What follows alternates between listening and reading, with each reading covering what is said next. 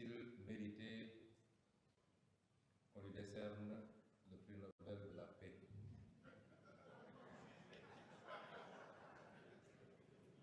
Je pense qu'il n'y a pas à répondre à ces questions. La seule qui veuille être posée en termes de réponse est de se demander est-ce que depuis un an qu'il est au pouvoir, à la tête de la superpuissance que sont les États-Unis, est-ce que le monde est plus sûr? Est-ce que le monde est plus stable? Est-ce que le monde est en paix?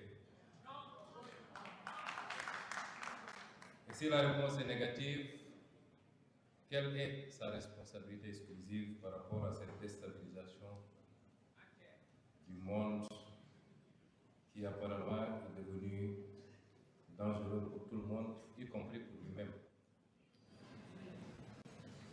Imposer la démocratie, M. Boniface l'a rappelé, les logiques internes et nationales ne s'imposent pas de l'extérieur. Enlever des présidents en fonction, les enlever pour les exfiltrer et les soumettre à votre justice ne relève pas de la démocratie, si cela devait s'entendre en termes de droit international. Quelle guerre a été gagnée? Aucune.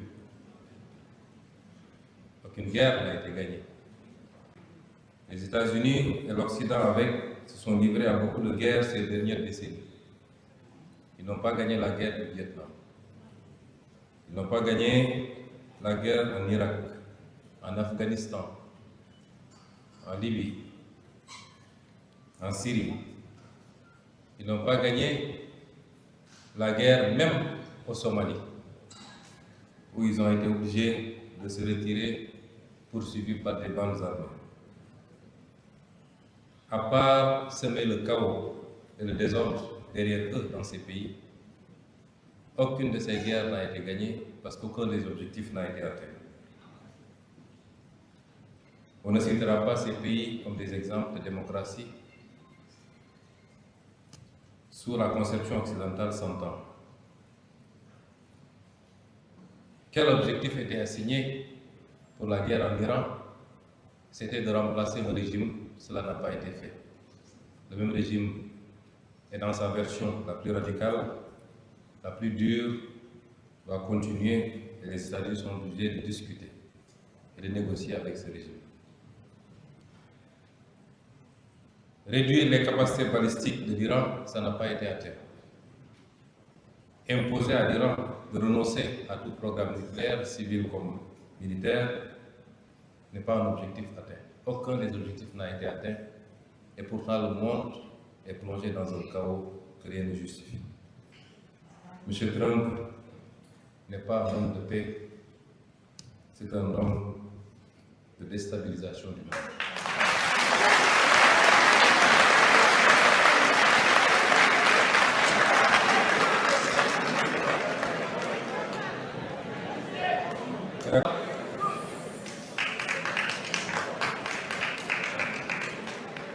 Faut-il ajouter de regretter le comportement de l'autre frange occidentale, donneur de leçons devant l'Éternel.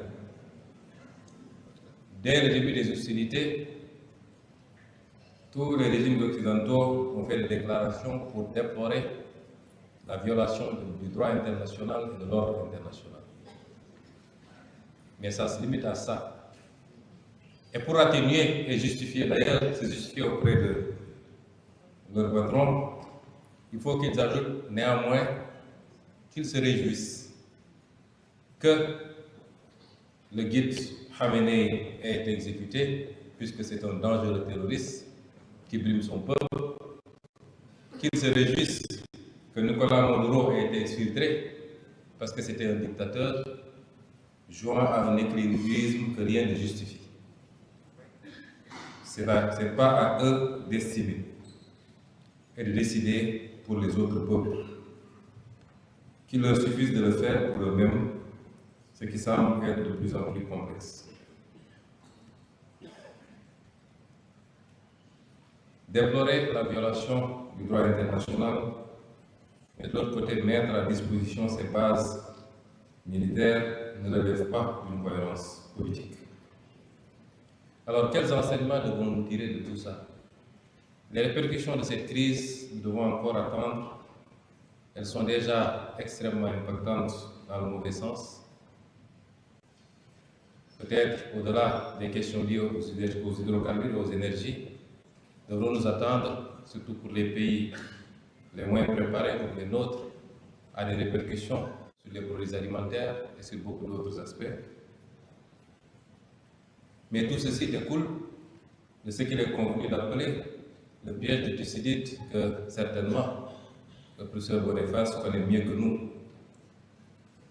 Make America Great Again signifie simplement la prise d'une conscience que la seule superpuissance qu'on était en train de perdre du terrain, pour ne pas dire sa première place face à la montée en puissance d'autres blocs, et particulièrement la Chine. La solution n'est pas celle qui est hésitée aujourd'hui par l'Amérique et par le président Trump. Essayer de réaffirmer sa toute-puissance sur sa zone de rayonnement, notamment l'Europe occidentale, une partie de l'Amérique du Sud et le Golfe, essayer de couper les pistes d'approvisionnement pour asphyxier un concurrent au risque de déstabiliser le monde entier n'est pas la solution.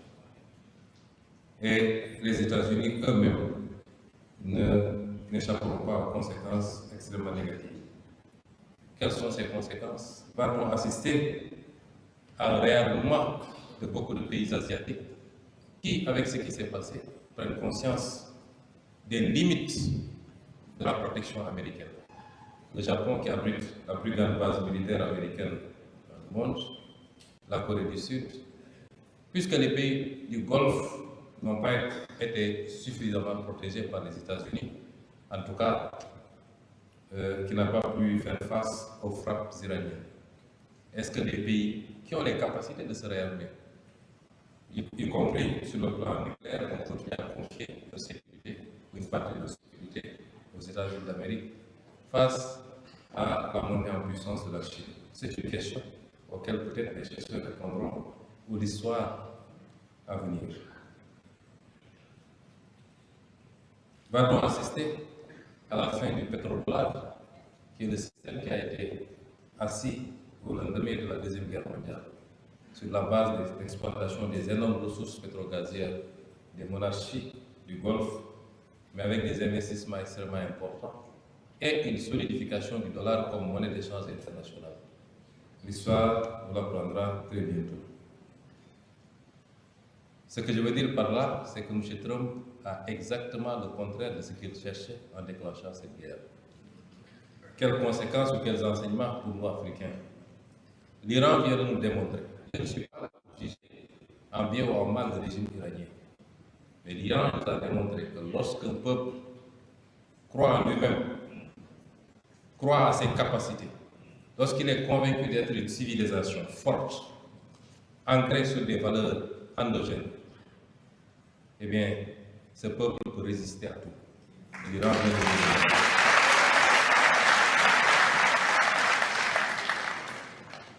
Quel enseignement également pour l'Afrique? J'y reviendrai. Monsieur le Président de l'Assemblée nationale, Monsieur le Premier, Monsieur le Ministre de la Culture,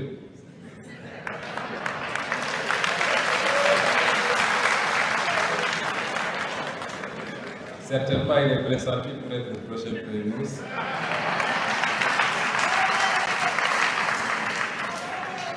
Mesdames et Messieurs les membres du gouvernement, honorables députés, Excellences, Mesdames, Messieurs les ambassadeurs, Monsieur le maire de Dakar, Messieurs les membres du comité scientifique, Monsieur le conférencier Pascal Boniface et vos équipes, Mesdames et Messieurs, permettez-moi avant toute chose d'adresser mes sincères remerciements au président du comité d'organisation, M. Dambouch, pour la qualité du travail accompli.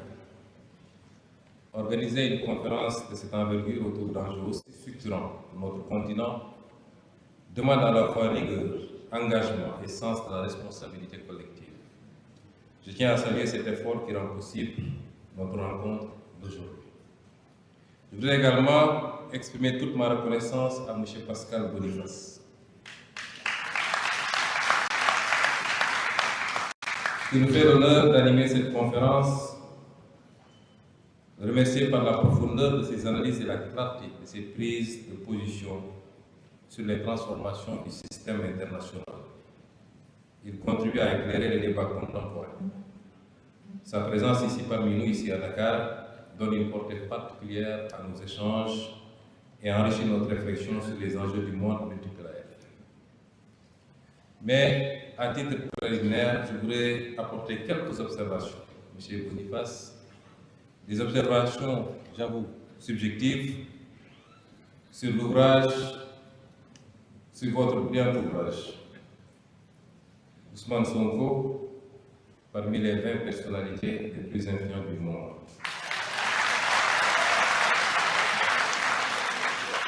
Ma contribution n'ira pas à ce qui a été dit de beau et de positif dans cet ouvrage nous concernant. Je voulais vous dire que c'est certainement les plus beaux mots, les plus beaux témoignages qui soient venus, certainement, d'un occidental et vous concernant pour le moment.